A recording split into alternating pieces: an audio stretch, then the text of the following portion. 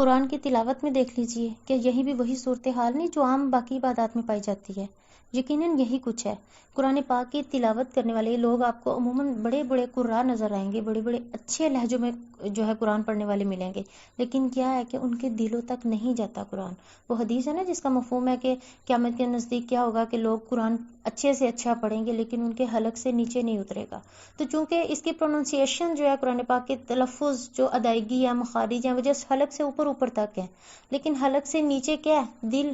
تو چونکہ آپ نے دیکھا نہیں کہ اکثر ہم تراویح پڑھتے ہیں امام کے پیچھے جب ہم کر رہے ہوتے ہیں سن رہے ہوتے ہیں تلاوت تو دلوں تک نہیں اترتی، وہ لذت وہ حلاوت وہ نہیں محسوس ہو رہا ہوتا. کیوں؟ کیونکہ بڑے ایسے قاری ہیں جنہوں نے جسٹ اس لیے قرآن سیکھا کہ ہم یہ تراویح پڑھائیں گے، لوگ ہماری عزت کریں گے، ہم امام مسجد لگ جائیں گے، جو ہے لوگ ہمیں معاشرہ جو ہے حافظ قرآن کو جو وہ عزت دیتا ہے. تو جسٹ اس عزت کے لیے کیا ہوتا ہے کہ جب اس کو اس اینگل سے ہم نے سیکھا نہیں، وہ دل تک گیا نہیں، تو پھر دل سے نکلے گا کیسے؟ کیونکہ دل سے تو وہی چیز نکلے گی نا جو دل تک پہلے پہنچی ہو. تو جب دل تک پہنچا ہی نہیں تو وہ پھر دل تک کیسے آئے گا؟ دل سے کیسے نکلے گا؟ اور دل سے نکلے گا نہیں تو اگلے کے دل تک کیسے جائے گا؟ تو کیا آپ نے دیکھا نہیں کہ پہلے زمانے میں لوگ جب کسی امام کے پیچھے نماز یعنی پڑھ رہے ہوتے تھے تراویح وہ کوئی بھی قرات، جب قرآن سنتے تھے تو لوگ لٹرلی روتے تھے اس قرآن کو سن کے. اس کا ایک ایفیکٹ تو یہ ہے نا کہ وہ چونکہ وہ عربی زبان جانتے تھے. اس کا تعلق صرف اس حد تک نہیں ہے، بڑے ایسے لوگ ہیں جو آج بھی عربی جانتے ہیں لیکن کوئی رونا نہیں آتا، ایسا دل رکھتے ہی نہیں، کیونکہ وہ جو امام ماشاءاللہ سے پڑھ رہے ہوتے ہیں انہوں نے اس نوعیت کا نہیں سیکھا قرآن کے ان کے دل تک جائے، یا وہ دل سے نہیں نکال پا رہے کیونکہ اس کے پیچھے بہت حد تک جو کردار ہے وہ نیت کا ہوتا ہے. جب اس نیت سے جو آپ نے پڑھا تھا وہ تو سب مل رہا ہے آپ کو، لیکن وہ جو سرور تھا، وہ جو حلاوت تھی، وہ جو قرآن کے ساتھ ایک لگاؤ تھا، وہ اٹیچمنٹ تھی، وہ لوگوں تک نہیں پہنچ رہی اور لوگوں کو محسوس نہیں ہو رہی. آج کل اکثر ماں باپ اپنے بچوں کو حفظ کروا رہے ہیں، تو دیکھیں ذرا چیک کریں اپنی اپنی نیتوں کو کہ آپ اپنے بچوں کو حفظ کیوں کروا رہے ہیں. جسٹ اس لیے نا کہ ایک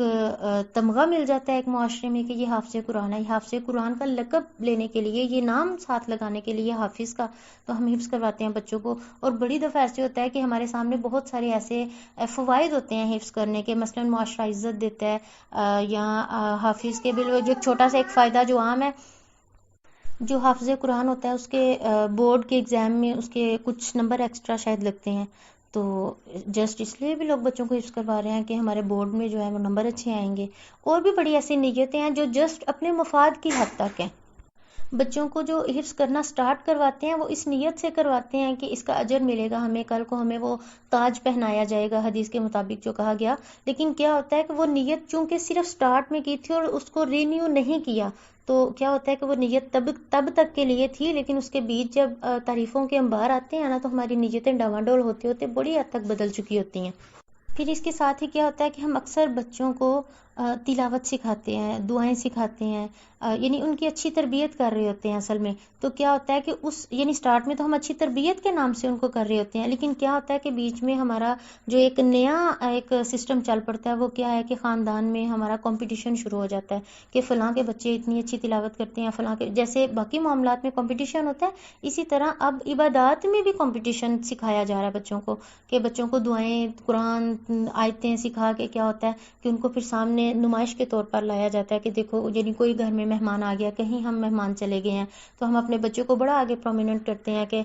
ذرا بچہ اسے تلاوت کر کے دکھاؤ. پھر تلاوت ہوتی ہے، پھر ہمیں انتظار ہوتا ہے کہ اب سارے کہیں گے ماشاءاللہ واہ بہت پیاری ہے. اگر یہ نہیں آوازیں آتی تو بتائیں آپ کے دل پہ کیا گزرتی ہے؟ اٹس مین آپ کے پیچھے نیت آپ کو پتہ چل جاتی ہے. پھر کیا ہوتا ہے کہ جب ہمیں پتہ چلتا ہے کہ خاندان میں فلاں کا بچہ جو ہے اس نے تلاوت سنائی اور اس کو پرائز ملا اور لوگوں نے اس کو بڑی عزت دی، پھر ہم اپنے بچوں کو اور آگے کرنے کی کوشش کرتے ہیں تاکہ ہمارے بچوں کو بھی پرائز ملے، تاکہ ہمارے بچوں کو بھی شاباش ہو، تاکہ ہمارا بھی ایک نام ہو. تو دیکھیں کیا ہوتا ہے کہ سٹارٹ میں اگرچہ آپ نے نیک تربیت کے نام سے سب کچھ سکھایا تھا، لیکن کیا ہوا کہ منزل سے پہ پہنچنے سے پہلے ہی، کیونکہ منزل تو ہمارا اینڈ ہے نا، جنت ہے، تو کیا ہوتا ہے بیچ میں ہمیں جب تعریفوں کے انبار آتے ہیں نا پھر ہماری نیت چھوٹ جاتی ہے. وہ جو شروع میں پکڑ کے رکھی ہوئی تھی نا اس نیت کو، وہ چھوٹ جاتی ہے نیت. پھر کیا ہو جاتا ہے برادری میں نام پیدا کرنے کے لیے ہو جاتی ہے، نمائش کے لیے. کیا کبھی سوچا کہ یہ ہم کس لیے بچوں کو سکھا رہے ہیں؟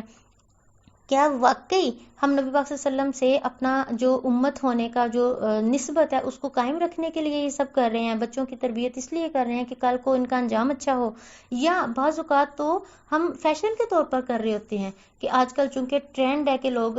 جو ہے عربی کو تھوڑا کرتے ہیں، اچھا سمجھتے ہیں، نیک سمجھتے ہیں، تو ہم عربی میں اس لیے بھی سکھا رہے ہوتے ہیں یہ سب باتیں کہ لوگ ہمیں دیندار کہیں گے، لوگ ہمارے بچوں سے پہچان کریں گے کہ یہ دیندار گھرانہ ہے۔ اگرچہ آپ یہ نیت نہ بھی کریں پھر بھی آپ دیندار کہلائیں گے، لیکن کیا ہوتا ہے کہ ہمارے نیت میں کہیں نہ کہیں کچھ نہ کچھ ایسا خلل آ جاتا ہے جس کی وجہ سے ہماری نیت خالص وہ نہیں رہتی جو اللہ کے لیے ہونی چاہیے تھی۔ اس کے بارے میں وہ حدیث آتی ہے نا، جیسے کہ کیا قیامت کا جو سب سے پہلا مقدمہ ہے جو اللہ کے ہاں پیش کیا جائے گا وہ شہید کا ہوگا، دوسرا صدقہ کرنے والے کا ہوگا، تیسرا عالم کا ہوگا، خوبصورت قرآن پڑھنے والے کا ہوگا۔ تو کیا ہوگا کہ ان سب کو جب ایک سٹیج سے گزارا جائے گا، جو ہے سوال و جواب کی لسٹ میں آگے ہو کے آئیں گے، تو کیا ہوگا کہ ان کو باقاعدہ پوچھا جائے گا کہ آپ کیوں شہید ہوئے؟ وہ کہے گا کہ میں نے یا اللہ میں نے تیری راہ میں اپنی جو ہے وہ جان وقف کر دی تھی۔ صدقہ کرنے والا کہے گا کہ یا اللہ میں نے تیرے لیے صدقہ کیا تھا، اپنا سارا مال میں نے تیری راہ میں ڈال دیا تھا۔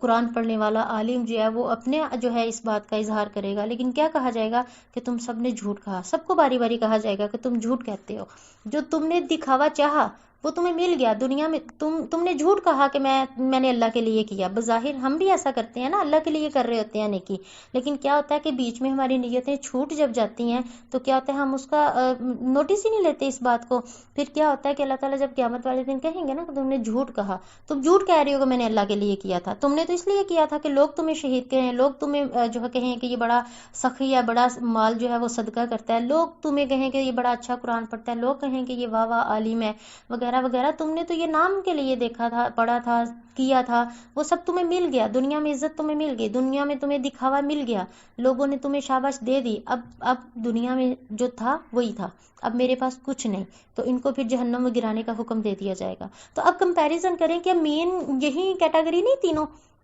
اللہ کی راہ میں اپنا جان کھپانے کی، مال کھپانے کی، محنت کرنے کی، مال لگانے کی، یا پھر یہ ہے کہ قرآن کی تعلیم پہ آ جائیں، وہ چاہے تجوید ہے، وہ تفسیر ہے، وہ آپ حفظ ہے، یا جس طرح سے بھی آپ قرآن کے ساتھ اٹیچ ہیں، کوئی تلاوت ہے، تو دیکھیں اس کے پیچھے ہماری نیت ایسی ہی ہوتی ہے کہ ہم بظاہر کہتے ہیں کہ ہم اللہ کے لیے یہ سب کر رہے ہیں، لیکن کیا ہوتا ہے کہ تعریفوں کے چکروں میں ہم اللہ کی نیت کو چھوڑ دیتے ہیں۔ اکثر ایسا ہی ہوتا ہے کہ ہماری بعض اوقات ایسا ہوتا ہے کہ ہم کہتے ہیں ہماری نیت برقرار ہے، لیکن اس کے بیچ یوں سمجھ لیں کہ کچھ شرک کا پوائنٹ آ جاتا ہے کہ اللہ کے ساتھ ساتھ ہم لوگوں کی شاباش کے بھی منتظر ہوتے ہیں۔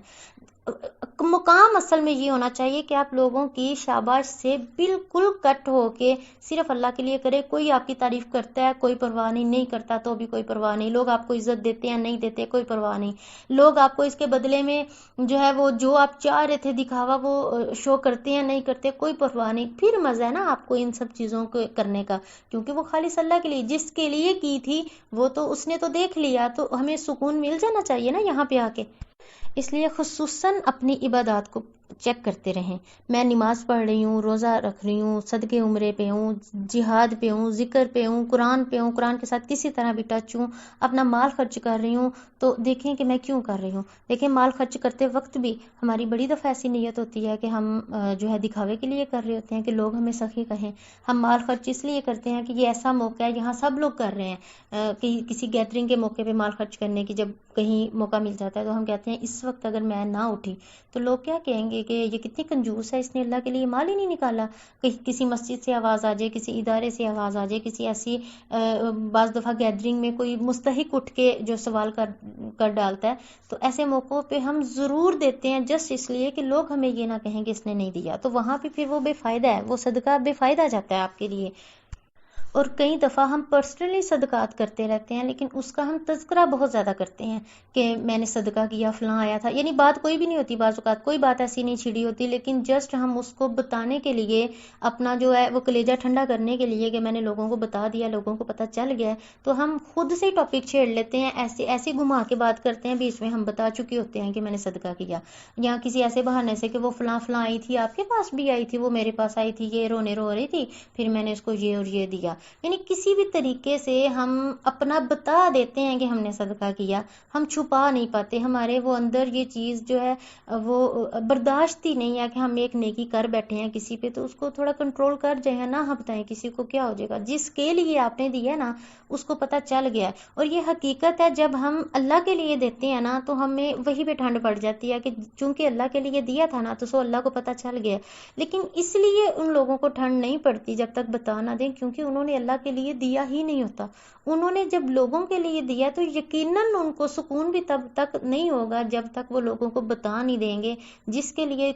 کام کیا جاتا ہے نا اس تک پہنچنا ضروری ہوتا ہے، وہ چاہے اللہ ہو یا مخلوق ہو، آپ کوئی بھی کام کریں دیکھ لیں، اگر آپ نے اللہ کے لیے کیا نا تو سو اللہ کو پتہ چل گیا، اٹس اوکے فائن، اب ٹاپک بند کر دیں، لیکن چونکہ ہم نے خالص اللہ کے لیے نہیں کیا تھا تو ہم یقیناً ضروری سمجھتے ہیں کہ کم از کم کسی ایک دو بندے کو تو پتہ چل جائے میں نے کیا، بھی کسی کو بھی نہیں پتا، لوگ کیسے مانیں گے مجھے کہ میں بھی صدقہ کرتی ہوں، میں بھی دل بڑا رکھتی ہوں، میں بھی جو ہے وہ مال لوگوں پہ خرچ کرتی ہوں، لوگوں کو کیسے پتہ چلے گا جب تک میں بتاؤں گی نہیں؟ تو اس لیے ہمیں تھوڑا سا پھر بتانا پڑتا ہے، تو یقیناً پھر وہ نیت میں جو ہے وہ خلوص نہیں رہتا۔ قرآن کی تلاوت میں دیکھ لیجئے کہ یہی بھی